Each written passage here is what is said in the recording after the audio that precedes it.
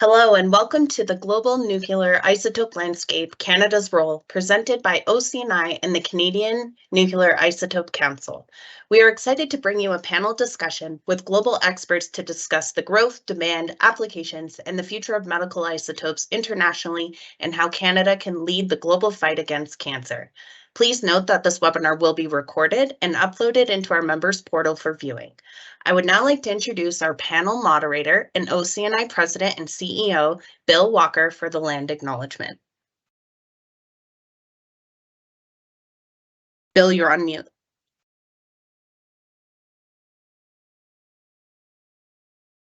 Thank you very much and welcome to everyone. I'm looking forward to a very exciting and informative panel discussion, and we have some really interesting panelists with us. We'll start off, as Rachel said, with the land acknowledgement. OCNI acknowledges that Indigenous nations have inhabited the lands of Canada since time immemorial. Each Canadian is responsible for learning the truth about our shared history and working toward better relationships with Indigenous nations. While we meet on a virtual platform, we would like to take a moment to acknowledge the importance of these lands and reaffirm our commitment and responsibilities. OCNI's head office is situated on the traditional territory of the Mississauga Nation and the treaty territory of Scugog Island, Curve Lake, Alderville, Hiawatha, Rama, Beausoleil, and Georgina Island First Nations. These 7 First Nations were recognized by Canada when the Williams Treaty was negotiated in 1923. Today, I am speaking from the traditional territory of the Saugeen Ojibwe Nation. Acknowledging the traditional territories means recognizing their history, which predates the establishment of the earliest European colonies. We are privileged to work on and inhabit these lands, and with that privilege comes responsibility. As treaty people, we all share a collective duty to honor and uphold the treaty agreements and to commit to a path of reconciliation, which must be connected to concrete actions and meaningful change. And with that, I'd like to turn it over to Andrew Thiel, Executive Director, Canadian Nuclear Isotope Council, for some opening remarks. Andrew? Thank you very much, Bill, and thank you to our partners, OCNI, in helping to organize this, our second annual Isotopes webinar that we put on together. Last year, we had a primarily Ontario-focused discussion with some leaders from across the province, demonstrating really why Ontario is a true leader in the production of medical isotopes. But this year we wanted to take that conversation a little bit further and really expand to a little bit more of a global purview.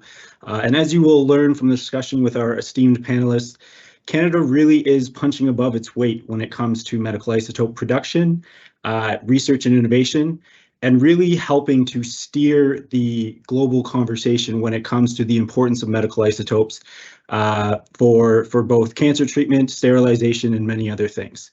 The speakers that we have today are from a diverse group of companies that make up the CNIC and OCNI membership, and each organization really is, in their own way, ensuring that the supply chain of medical isotopes and industrial isotopes is secure, reliable, and redundant for years to come. So it is my pleasure to begin to introduce our speakers, so I will go one at a time. Our first speaker is Jennifer Eady, Senior Vice President, Operational Services and Business Development at Bruce Power. Jennifer is the Senior Vice President of Operational Services. She oversees the operation of key services that directly support the safe operation of Bruce Power's nuclear fleet. These services include information technology and digital transformation, the operations and maintenance of all facilities and infrastructure, the document management system of Bruce Power, and the radiological waste management and health physics. Our second speaker is Mark Harfensteller from ITM, Chief Operating Officer. Mark joined ITM as Head of Production and R&D in 2008. In 2016, he became Managing Director of ITM Medical Isotopes. Under Mark's leadership, the company established an industrial and GMP compliant production, meeting the demand of the rapidly expanding radioisotope market. Prior to his work at ITM, Mark successfully completed projects at the Institute of Machine Tools and Industrial Management, focusing on the development of productions of alpha emitters such as actinium-225 and others. Our third speaker is Ram Mueller, Vice President of Isotope Business at the Canadian Nuclear Labs. Ram is an accomplished executive with more than 25 years of broad industry experience, a proven track record in business development, and a thorough understanding of medical isotopes and radiopharmaceuticals landscape. Ram is the vice president of CNL's isotope business that is currently focused on further developing its Actinium-225 program on both the product and corporate development fronts. And finally, Lindsay Greenland is vice president of technical services and projects at Laurentis Energy Partners. Lindsay joined Laurentis in 2022 as vice president. With over 20 years in the nuclear industry, Lindsay is recognized as an innovative leader with experience in mega project management, nuclear operations, business development, labor relations, strategic workforce planning, and engineering. Prior to joining Laurentis, Lindsay held various senior positions at OPG, including Director of Strategic Workforce Planning and Director of Project Services. So please join me in welcoming all of our speakers. I thank you all for joining us this morning, and I hope we have a fruitful conversation. And for those of you who missed at the outset, as Rachel mentioned, this will be a live recording. It will be housed on both the OCNI and CNIC website after, for those who were unable to make it, or if you want to go back and reference anything. Bill, back over to you. Great. Thanks, Andrew, and thanks to you and your team for all the great work you're doing. As most people probably on this panel will know, and certainly those listening, I'm a big champion of nuclear isotopes. And in fact, I don't want to break my streak, so I am wearing my isotope socks. If I was in person, I'd give you the big ankle show and we'd be off to the races. But I just want to say thank you so much for all that you do. You know, again, we are a leader. We're going to continue to be a leader. And with this esteemed panel, I hope everyone finds it a very informative and interesting discussion. We're going to go through a format where I'll ask each of our panelists at least one direct question. Others may jump in, but they don't have to feel compelled to do that. And then if we get into some more of the generic, I'll come to one of you. And again, we'll follow the same pattern where any of you are quite welcome to add anything you wish to, but don't feel compelled if there is nothing that you need to add to the discussion. So I'm going to start off with this one. Since I'm in Bruce County and so is Jennifer, I'm going to give her the first opportunity and put her on the hot seat first. So Jen, Bruce Power has a partnership with the Saugeen Ojibwe Nation to market its supply of lutetium-177. How can Canada further develop similar agreements with Indigenous communities while also maximizing its leadership in the global market? Great, thanks, Bill. So first off, I'll start by talking about the partnership a little bit, and it's something that we're very, very proud of. So the Bruce, as Bill mentioned earlier, the Bruce Power site lies within the traditional territory of the Saugeen Ojibwe Nation, and we are, as Bruce Power, committed to working towards true reconciliation and building partnerships that offer real, tangible benefits for the Indigenous communities. In 2019, Bruce Power partnered with the SON in a historic collaboration to market medical isotopes. And this partnership is named Gamzukamin Akozawin, which translates to "We are teaming up to fight the sickness." And this includes an equity partnership stake for the SON and a revenue sharing program that provides a direct benefit to the communities for the marketing of our current and new isotopes that we produce in our isotope production system. Right now it's tied to lutetium-177. And the partnership supports, most importantly, it supports a common objective, the global fight against cancer, and it's created meaningful economic opportunity within the SON territory. And in June of last year, 2023, the Government of Canada announced its intent to lead the fight against cancer around the world with funding that will support the development of a medical isotope ecosystem in Canada. And as part of this funding announcement, the SON was able to take the next step in its partnership with Bruce Power to jointly produce and advance and market new isotopes. And we're expanding that system capability this year so that we'll double the amount of lutetium we're able to produce. And that's right alongside with investment from the SON community. You know, it was an honor to partner with the SON on this project. We have very, very aligned objectives in this, and we'll continue to partner with them on new opportunities with isotopes. And part of that in our journey towards reconciliation is gaining the trust in these economic opportunities as we look to broader our investments in different business opportunities. Great, thanks, Jen. I think one of the key fundamental pieces, and again, I was in a different capacity when that was signed and was there for that day. And I think it was historic from the perspective of really honoring and having open discussion, open dialogue, and having the opportunity for our First Nations community to be fully integrated into that whole process before anything really came to resolve. So kudos to you, and I think it was foreboding for a lot of opportunity that does come down the road in other aspects, whether it be in Isotope specifically or just across our nuclear front. So thank you very much. Does anyone else, either Lindsay or Ram from kind of the CNL or the OPG perspective, want to add anything in? Maybe I'll go from an LEP perspective from Laurentis. So the Indigenous relations is so incredibly important, not just to talk about, but to build into our corporate business. So one thing that we're doing as an organization is we are issuing a reconciliation action plan. It is important for us as a company, but it's important for our employees, and it's something that we have been driving towards for the last little while. So we'll be issuing that and publishing it on our website within the next month, which really reinforces our desire to continue that discussion and start a pathway towards that reconciliation as a company. Great, thanks, Lindsay. And Ram, I was just at Chalk River and CNL last week. Lots of great, exciting things going on. And of course, you've got lots of history in regard to this area of interest. So anything you would like to add? No, absolutely. I concur with Jennifer and Lindsay. And for CNL, it's one of the biggest strategic thrusts to the reconciliation and building relationship with the community. Our most recent an ongoing initiative with Algonquin is a testimony to that strategy, and something we're very proud of at all levels in the CNL and ASEA. Wonderful, and that's kind of Canada looking outward, saying here's what we want to do, here's where we believe we're going. How about you, Dr. Harfenstaller? Anything you want to kind of look at from maybe a different perspective from where your viewpoint is? I honor this relationship or responsibility. So that's for us Europeans quite a new view, that you're looking at these First Nations, and I think this fits into the whole frame we have here from Canada as really a cooperative, open nation, work together in achieving results together. Wonderful, thank you. And Lindsay, I'll point this into you first, and again, go to all panel members if they wish to jump in. How has Canada's isotope network and supply chain innovation adapted in anticipation and preparation for this growing demand?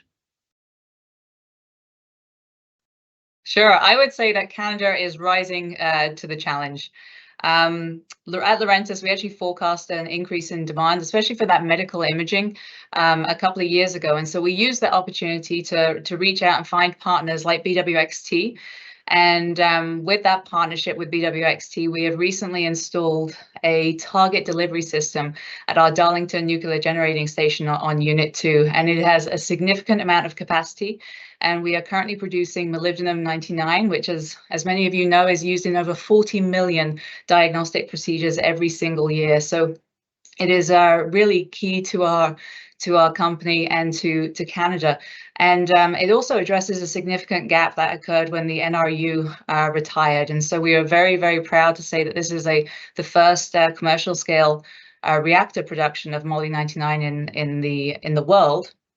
And then also that we are reducing, and it's the first production of Moly-99 within Canada within almost a decade. I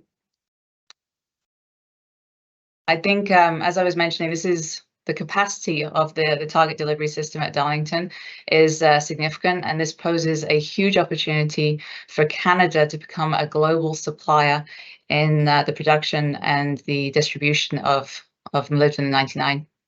And also, similar to what Jennifer was indicating, is that it opens up other possibilities. Now we have the capability to safely insert targets into a reactor core. Really, the possibilities are endless. And so molybdenum-99 is the start, but it is most definitely not the conclusion for Laurentis and for our parent company, Ontario Power Generation. Thank you very much, Lindsay. Yeah, so exciting. I mean, I can share with you from my perspective as former MPP and part of the government that understanding that you can now go in and harvest while they're online, while they're actually active, rather than waiting for a shutdown or waiting to specifically shut down so that you could harvest is just, it's actually groundbreaking, and it has such an impact to the people because all of us will have someone in our family or our friends circle that is waiting for one of those types of treatments. And now we have access to much greater volumes and a much more timely ability. So Jennifer, I don't know if you want to touch on that and give a bit more in regard to the Bruce Power side, that equally exciting from the OPG side. Sure, and it's actually very, very complementary to what OPG has done with Moly 99. And in 2022, I'd say we took a leap forward in our isotope program. Like we've been producing cobalt 60 for the last 35 years, and as you mentioned, that we harvest that during an outage. But in 2022, we installed a first of kind isotope production system in our Unit 7, and we were able to produce and have produced very consistently every 14 days, short-lived lutetium-177. And so then we became the first commercial nuclear reactor in the world to produce lutetium-177. And as you mentioned, that's about producing isotopes reliably and at scale. So it's a pretty exciting spot to be in from a global perspective for the production of isotopes. And lutetium is used for more on the cancer treatment. Lindsay talked about a Moly used for diagnostics. So they're very, very complementary isotopes. Ram, anything that you would like to bring in from a CNL perspective? I'm sure. I think, what a great way to really harness existing infrastructure for multiple valuable reasons, right? And nuclear energy being one, but utilizing this utility infrastructure when at a time where infrastructure is scarce, what a great way to further use the nuclear reactors. And at a time where the aging infrastructure of nuclear reactors is is one of the key issues confronting the industry. So absolutely, I think Canada is leading as a leading force in this, and I think it's congratulations to all of us. Thank you very much. And again, Dr. Harfenstahl, anything from your perspective you would like to add to this conversation? Yeah, so from our perspective in Europe, so we are very, very happy about our collaborations in Canada and the ways and options that lead here to these new ideas and producing radioisotopes in nuclear power plants. So, we started lutetium production many years ago, and we are here in Europe, of course, relying on research reactors with all the ups and downs, the aging infrastructure with short cycles and downtimes and everything. And we are looking also nuclear power plants around Europe, but then really it crystallized. And there is also, the interest from the energy producers or the operators of these nuclear power plants to not only focus on electricity production, but also doing good things and produce also radioisotopes. And just having this leadership, led to the success that we have now, and we're using heavily this irradiation capacity with Bruce Power and Isogen. And we are also very happy to expand further, and we have really significant capacity dedicated to manufacture isotopes in Canada. So this leadership and innovative thinking, I have the infrastructure, let's do something that it's really first class. Wonderful. Well, thank you so much. And I think, again, the audience will appreciate that a lot of innovation, a lot of opportunity that we're doing now. We're leading the world, but there's also huge opportunities going down the road. And we'll maybe talk about it a little bit later. But the other one that I certainly hear fairly widespread across the industry is this has really rejuvenated a lot of new educational opportunities as well. So people that maybe were looking at nuclears that had kind of flatlined and was just holding its own, but this is opening up a whole new career path, and it's not just energy. And I don't downplay just energy. Energy is absolutely critical to all of our lives, but I think they can now add on and say, you know what, if I follow this path and have the opportunity to get involved with isotopes and sterilization and the new groundbreaking research that's being done, I can make a difference and save lives and impact lives across the world. So very, very exciting times. Ram, how would you characterize the international supply of newer emerging isotopes like actinium-225 and increasing demand for radioisotopes for cancer therapies in general? Thank you, Bill. Appreciate the question. So I'll start off with just using two words for the current situation in supply, and I'll keep to actinium. I would say two words: scarce and nascent. Right? It's emerging and it's very scarce. And this is not enough. What we have today is not enough to meet the current demand as well as the projected demands. So in terms of what are the hurdles for actinium? There's no easy way to produce actinium, and there are multitude of hurdles, which has so far stopped people from getting a scalable production, and teams like ours and working with our partners, ITM, we are trying to solve those problems, right? So there are a few issues. The starting material. So the starting material involved with actinium involves some complexities, whether it's radium-based or it's uranium-based. It's not easy to either source them, and if you source them, to handle them. So that's one major issue. And if we were to have those, and which we have, there's no scalable process to bring the scale to meet the demand of today. Right, so there are production, including CNL, which produce small scales of actinium today using generator, but it's not really enough to meet the demand of today and as well as projected. So the other issue is if we have the starting material in some rare cases, and there's a way to scale a lot of actinium to produce a lot of actinium, the quality which comes out of that process is not quite what the medical community expects. In terms of the purity profile, right? So there are some ways where they can produce a lot of actinium using material which are a little easier to source and handle. However, those avenues are something which has a different impurity profile, not the most desirable yet. So that's where the supply side of the equation is strained. To your other point about demand, right? And demand also, we are in a really interesting position where the medical community has recognized the value of actinium a lot sooner than the material has been available in the market, right? So if you look at 10 years ago, the number of diseases which were treated using radiopharmaceuticals was a lot lesser than what we were doing today, right? I mean, we have new ways to really target the disease-specific markers, whether it's PSMA, whether it's FAP platforms, or the somatostatin diseases, and also this, a slew of CD37, 38 antigens, for which the scientific community has been very successful in bioengineer those molecules in the lab, which can actually be tagged on to these isotopes, novel isotopes, beta and alpha, to target this disease-specific markers of prostate cancer, neuroendocrine tumors. So 10 years ago, we didn't have those. Right, and that's where the demand side is really making it very interesting for the industry, and looking for the supply stream to come live. Great, thanks, Raman. I think one of the takeaways that I'm taking is there is that emerging opportunity again. The demand is driving it, which is fabulous. The supply, obviously some challenges, but I think that's where creativity and innovation and people coming to the table with new thought processes and new opportunities certainly have the opportunity to do that going forward. And I think, again, just opens up a whole lot of different new methods of treating healthcare across the country and across the world. Does anyone else want to add anything to this one? Dr. Hofenstaller, anything you would wish to add? No, I'm perfectly in line with what Ram told us.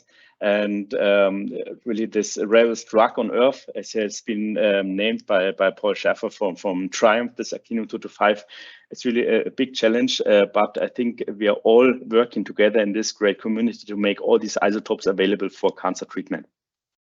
Right. And Lindsay, I guess I look to you from the perspective of, we talked there about actinium-225, but I trust Laurentis and OPG are also looking at other potential opportunities across their reactor cycles that they can do. Anything you would like to add on this point, or you can bring it in later to another comment?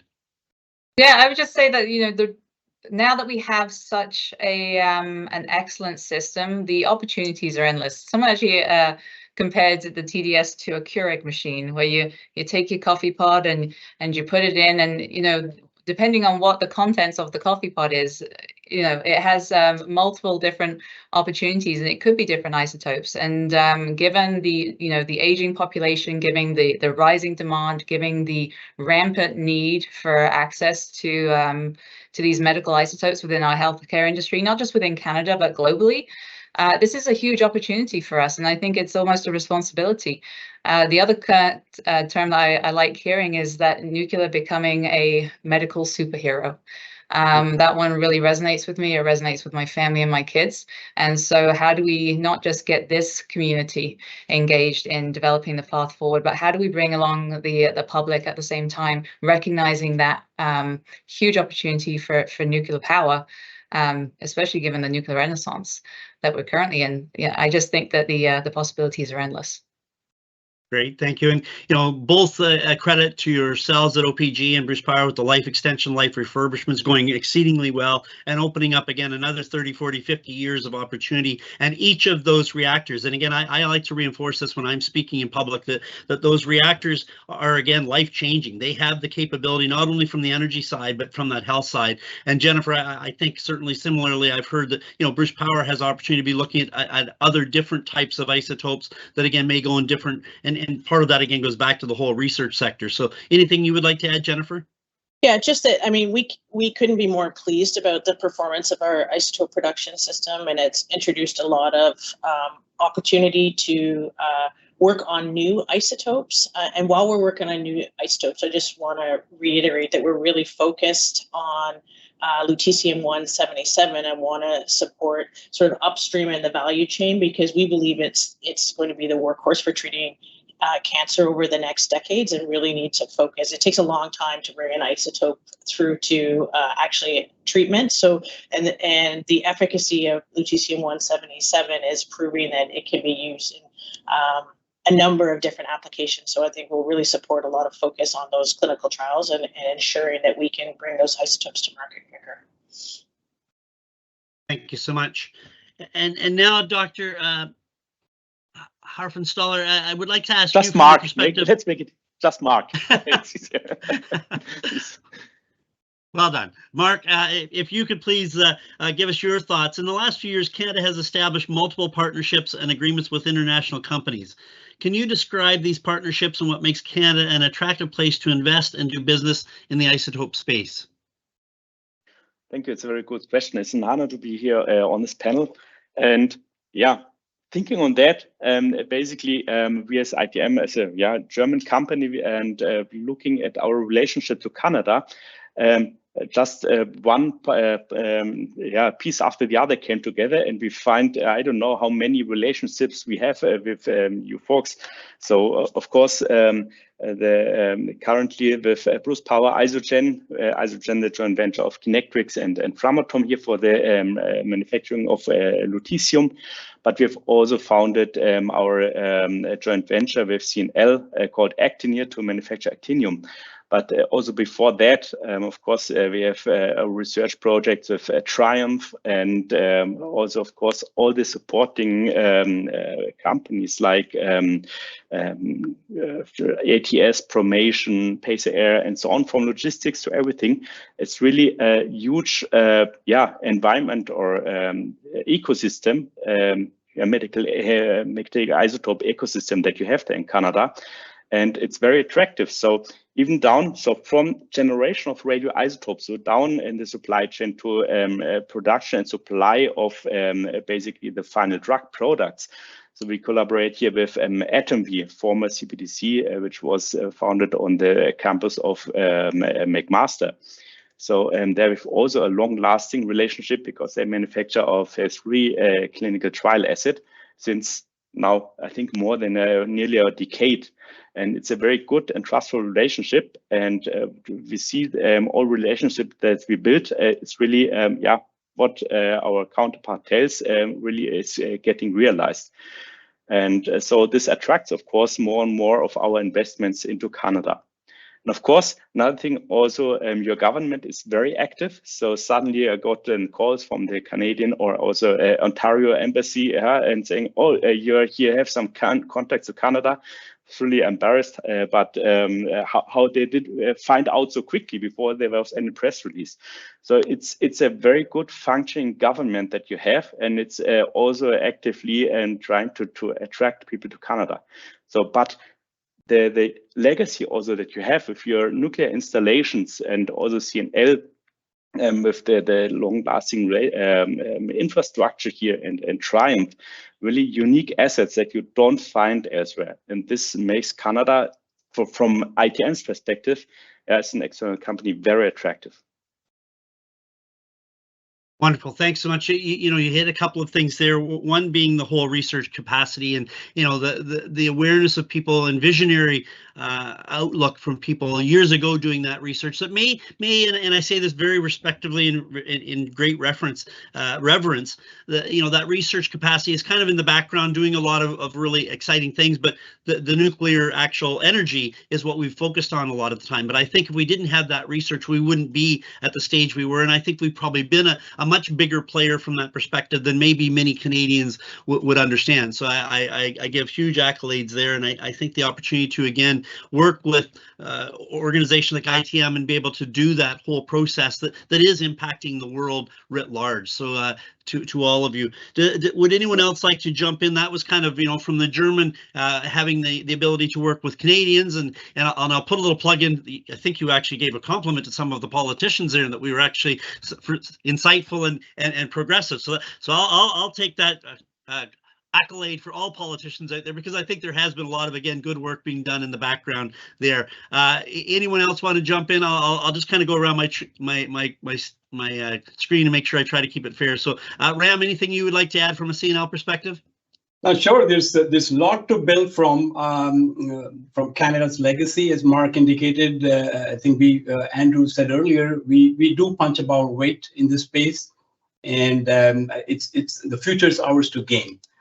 Building upon that future, upon that past, and I think the world recognizes Canada as a nuclear leader in more than one way, whether it's isotopes or now currently in the utility space. So future is ours to build, and we have the skills, we have the industry ecosystem to support that, and the more work like what we're doing right now will only engender more such development. And now CNL has really touched collaboration fronts with several universities and academic partnerships to really get that new generation talent into this space. So I think it's very exciting for Canada.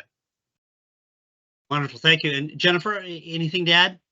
Yeah, I mean, just to echo that, Canada has been a leader in the research, development, and production of medical isotopes, but really this is a global ecosystem, and working collectively together internationally is really what's going to lead us to more efficiently get radioisotopes into patients.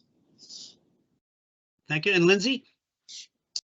Yeah, I think another great example of this is Laurentis recently signed an MOU with SNN, who is the Romanian operator for a CANDU unit, or units, I should say, obviously in Romania, and we're supporting them in development of their isotope program. So there is a lot of learnings that can be taken from Canada and shared with the Romanians, which ultimately is going to support, obviously, isotope production in Europe, but it's also good for Canada. It's good for our Canadian nuclear supply chain, which I'm sure will see benefits from this type of collaboration across the globe. Really, it's an exciting opportunity, and Canada has that global presence. To Mark's point, we are already key in leading the industry, and it's there's a lot of opportunity. Great, thank you. And I think, again, something that can't be overstated is, it is really one of those hidden gems of the CANDU technology, that this is an asset that, again, wasn't probably the first thing that people thought about when they developed the CANDU, but it certainly is turning out to be something. It's a value added and something that is, again, impacting lives at every step of the opportunity. Kind of following along with that, and again, maybe I'll start with you, Mark, from from the perspective, we've generically, I think both Andrew and myself have made reference to, and each of you in your own ways, that Canada is a leader across the global isotope landscape. But maybe I think, Mark, you're best positioned to kind of put that in a bit of context for people that may either be new to the isotope world or just learning about it, or those more experienced. But what really would you say is how you would frame that as Canada's global leadership? So thank you, Bill. You mentioned before, one is really your CANDO fleet and this unique design of the CANDOs, because in other nuclear power plants, you don't have this thermal neutron flux, which is essential to basically produce enough isotopes to make really a difference here, and being able to have economic purification processes to supply these isotopes to the hospitals. So this is really unique. And basically, as I mentioned before, your let's say nuclear or nuclear alleged legacy, also with McMaster University and the whole ecosystem, because if you go to Canada, you find basically everything around the corner.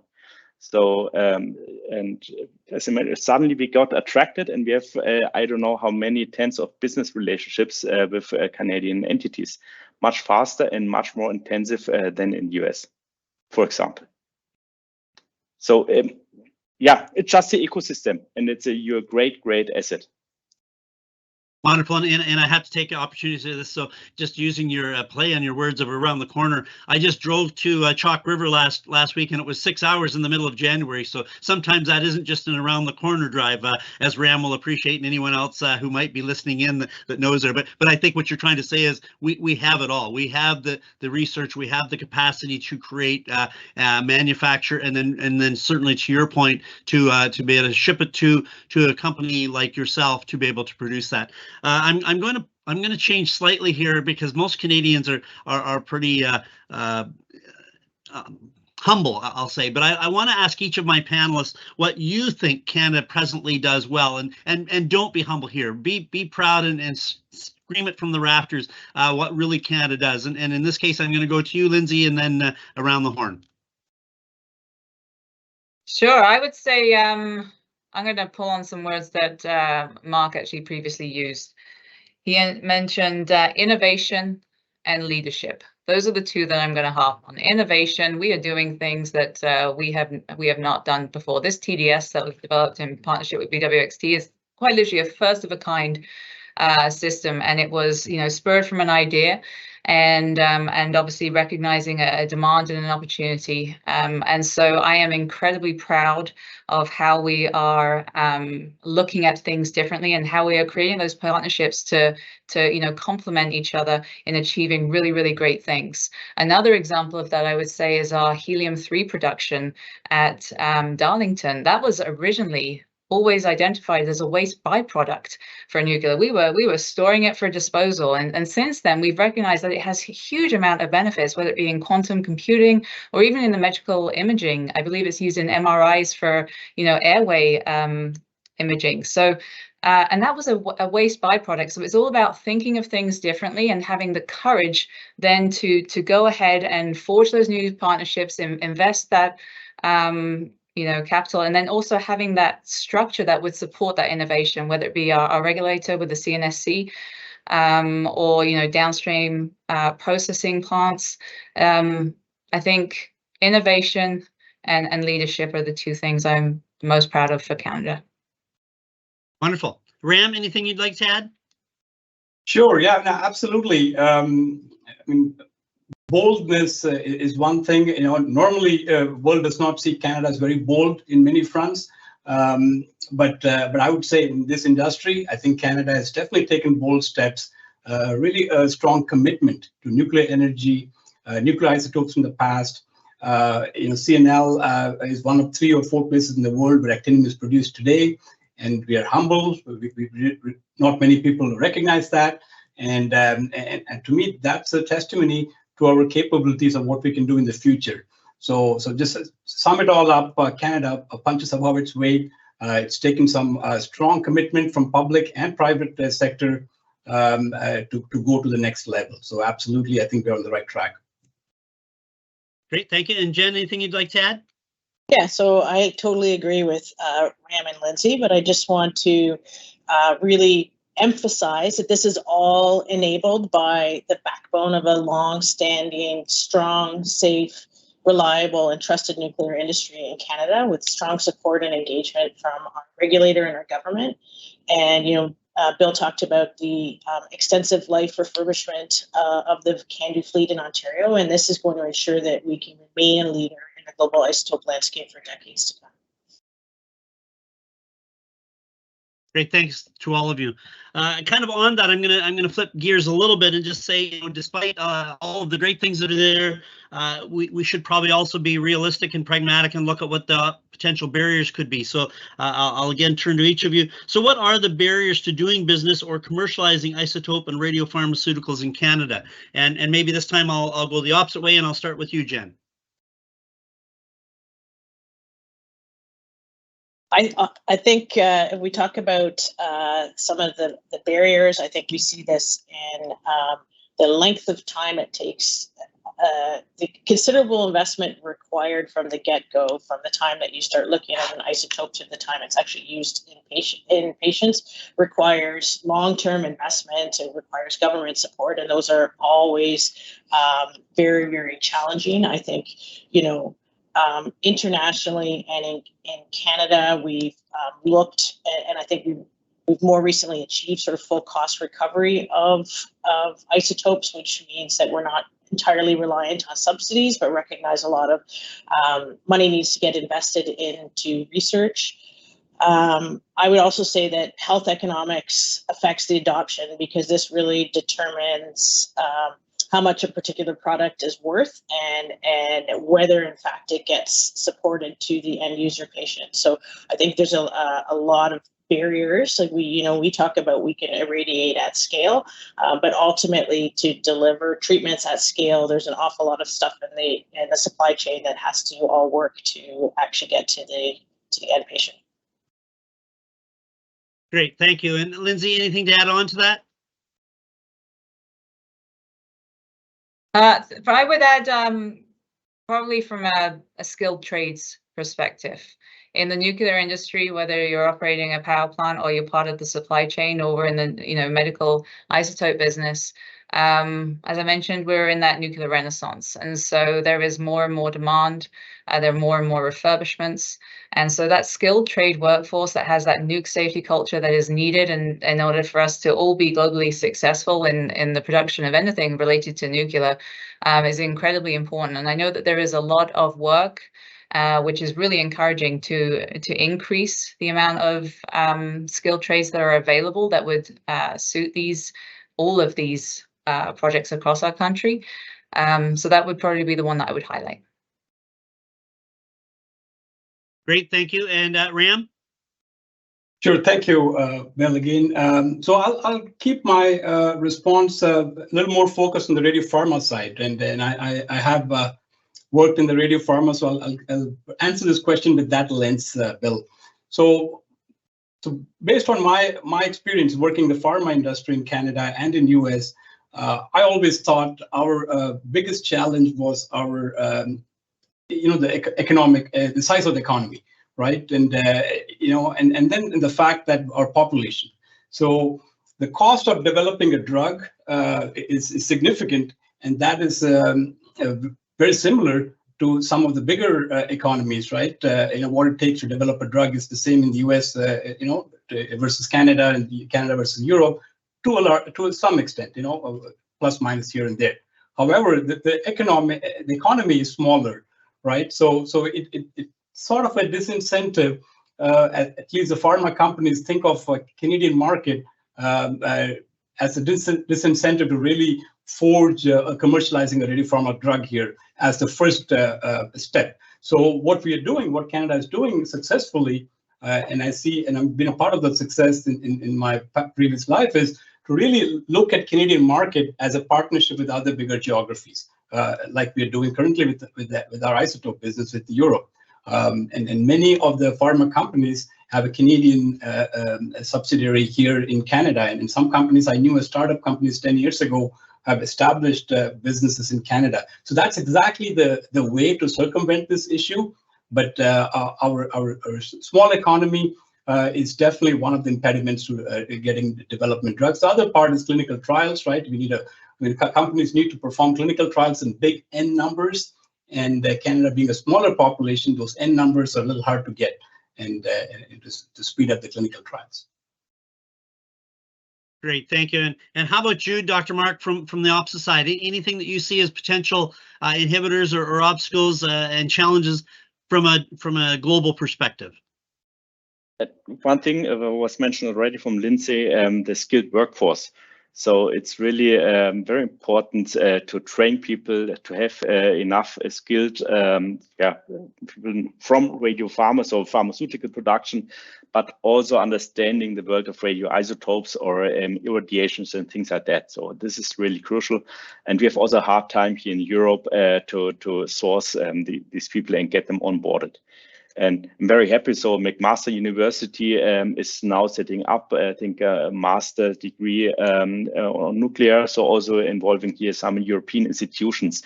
I think that's definitely something that needs to be addressed, not only on the Canadian, but on a worldwide perspective here, also with the renaissance of nuclear. Besides that, I would say that radiopharma is just the intersection of the two most regulated industries, so nuclear and pharmaceuticals. And licensing, I would say, is always an issue. Yeah, if you're thinking on a startup, bringing something to market, setting something up, this can really be sometimes tough and a hurdle, as it takes a very long time, and you need really to work through all these needy, greedy details here and get everything sorted out. I always found regulators helpful, yeah, and leading a way, yeah, this could be the solution and so. And I'm also very happy, for example, with these irradiations in nuclear power plants, that it actually was possible. Let's say I was not so deeply involved, but from a user perspective, felt quite easy. Yeah, so suddenly, okay, yeah, we get this irradiation system in the CANDUs, and we are there. So. Really, you need also to work through that, and yeah, licensing is, I think, from my perspective, a topic. It was easy peasy, Marco. I don't trust this. I think all very valid, and I do want to make note that it certainly is something that we all have to be cognizant of, and that is something, and it's always a reality of balance. So the regulator is there to ensure that it's safe and it's licensed and it's regulated properly on behalf of the healthcare. And I want to applaud them, because I think earlier someone made the comment that this is really an industry effort. So you have public, you have private, you have industry, you have the regulator, and you have government, all relatively rowing in the same direction. And I want to actually, kind of generic across the industry, not just isotopes, but certainly our Canadian regulator, I think, is always willing to step up and say, bring me what you're trying to resolve and we'll work with you. It's not a no, it's not. And I think sometimes there could be perception out there that that is what a regulator is supposed to do, is say no. It's not saying no, it's saying we have to do this in a very safe manner, but how do we work with you to do that? So I think that's great. Kind of taking the similar thought process, and you've kind of covered these in many of your answers. Obviously, a vested interest from the Organization of Canadian Nuclear Industries that our supply chain is going to play a critical role. I think what I'd like to do here is turn it to the perspective of what do you see in your capacities as the opportunity and or challenge of the supply chain to be able to meet? Because we're talking about a lot of opportunity, a lot of growth, a lot of innovation. What do you see as certainly those key opportunities and or key inhibitors? And again, in this case, I'm going to start with you, Lindsay, and we'll just go around the horn. Thank you, Bill. I think that looking at a Darlington perspective, we've installed a TDS on one of our CANDU units. The CANDU fleet is, even within Canada, is significant. And when you look to Romania, so if you looked at a potential perspective and the opportunity for TDSs on all units, like the bottleneck no longer needs to be on our ability to produce and irradiate these targets. And I think that as we move forward, we need to constantly be proactively looking at where the bottlenecks in this huge supply chain is, and perhaps at one point it's a radiation capability and getting those irradiated isotopes, and then maybe a year or so from now it's no longer an irradiation and now we're looking at the processing, or perhaps to Ram's earlier point, it's regarding the material, the starting material, that is really the limiting component. And so looking at this at a complete life cycle chain from isotope production all the way to in the hospitals and in the hands of the doctors and supporting patients, I think proactively looking at that is key, so we can understand where the Canadian supply chain is potentially not necessarily now a bottleneck, but also in the future. Great, thank you. Jen, anything you would like to add? Yeah, I mean, clearly we offer world-class irradiation infrastructure, but I think as we look at Canada's isotope ecosystem, some of our strength lies in the collaboration across the industry, and it's really, like Lindsay said, to really have to look upstream in the value chain to say, hey, how do we help enable this? Because we do have, let's say, unlimited capability to irradiate isotopes. And these key partnerships include industry collaboration, and they've enabled cutting edge innovation, and so our innovation at this point in time has been on successfully irradiating in power reactors, but there's lots of opportunity to continue this collaboration across the industry to look upstream in the value chain. Great, thank you. And Ram, from your coupled by all of this is that logistics in these short-lived medical isotopes is the biggest challenge, right? So it's not about just making sure that there's production everywhere. It's you're very, very time limited by getting these isotopes into patients. Great, thank you. And Ram? Sure. I'll just add, I'll keep it brief, but infrastructure, right? And ultimately innovation and knowledge and expertise, for it to be fully harnessed, you need really scalable infrastructure. And US actually, a few years ago, about 6 years ago, all of a sudden when the therapeutic drugs came into being, they found themselves very quickly lacking infrastructure. US had a lot of pharmacies, but they didn't have a manufacturing location to make therapeutic drugs. So in the last 4 years, I've seen several of them burgeon. And that's what we really need to brace ourselves to make drugs and to make isotopes. We need infrastructure, and whether it's cyclotron, whether it's processing facility, regulators and investors, and then the government and the private sector should really rally together to really build that infrastructure to realize the benefits of the innovation and skills. Great, thank you. And Dr. Mark, we're going to really put the pressure on you here because Jen identified that there's a very short life cycle for some of these, and we're going to put that on you to try to solve that and extend that out so that we have easier lives. All joking aside, we're talking, I think the three former panelists spoke of kind of from the production side, then we flip to your side from the processing, and it gets to you and you make the magic, if you will. Any thoughts from your perspective on that aspect? So several aspects, and okay, I will touch it, let's say, downstream of the whole manufacturing or down to the application.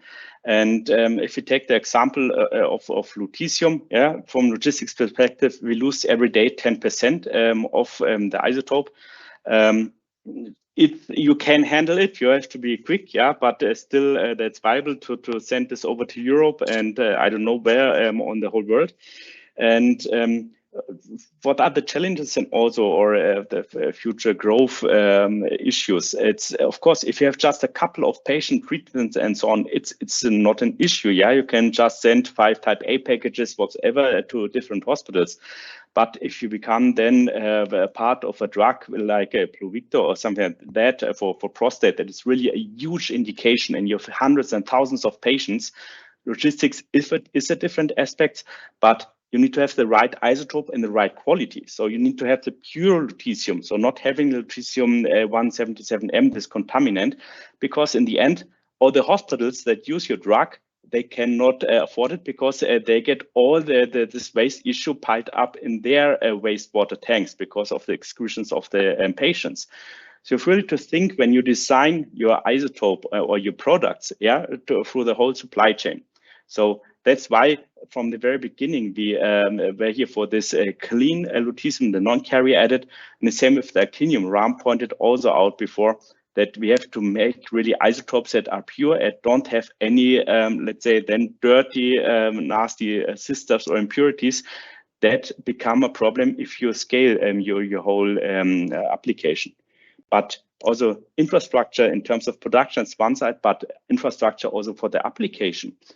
You need to train all the physicians, all the nurses. You need to have clinics, hospitals who are able to apply then these radiopharmaceuticals.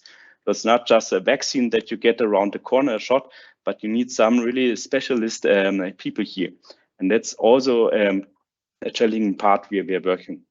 And if you're looking on the supply side again, yeah, if you have a couple of grams of enriched isotopes, you can source it. But now we are independent from Russia because in the historically, yeah, they were the biggest manufacturer of stable isotopes, and just setting up capacities in North America and becoming independent and having a secure supply, then also in the kilogram range of enriched isotopes. So there are everywhere challenges, the more you push the boundary, yeah, to get more patients treated. Great, thank you. And I think you've kind of segued right to my, and we're about 5 minutes away from the end of the program. Really, you know, lots of opportunity, lots of demand and excitement in the industry. Maybe switching gears a little bit to, you know, what do we do to encourage and what do we need to be doing to make sure that that investment is there and partnerships so that we can actually execute all of the new opportunities in front of us. So again, I'll start with you, Ram, and go around the horn. Yeah, thank you, Bill.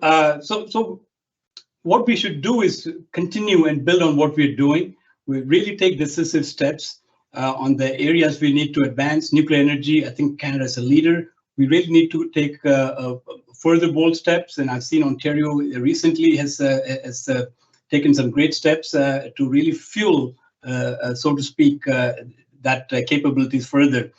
Same with isotopes. Triumph is a hub, CNL is a hub. We got several people, thousands of people who are educated, who are talented, who are skilled in this nuclear space. We really need to capitalize on that platform. We have strong platform and continue the path we are in and innovate and do really solve problems which the world needs solutions for. Actinium is one of them, and the nuclear energy is the other. Clean energy is the other. So we really need to pick our battles, see our skills, match them with the opportunities, and keep forging ahead. Great, thank you. And regrettably, I'm going to have to timestamp you a little bit, but I'll go to Jen and then to Lindsay and then to Dr. Mark. Kind of a last 30-second clip on this. Sure. So from my perspective, we need to work together to reduce roadblocks, encourage investment and work collaboratively with healthcare.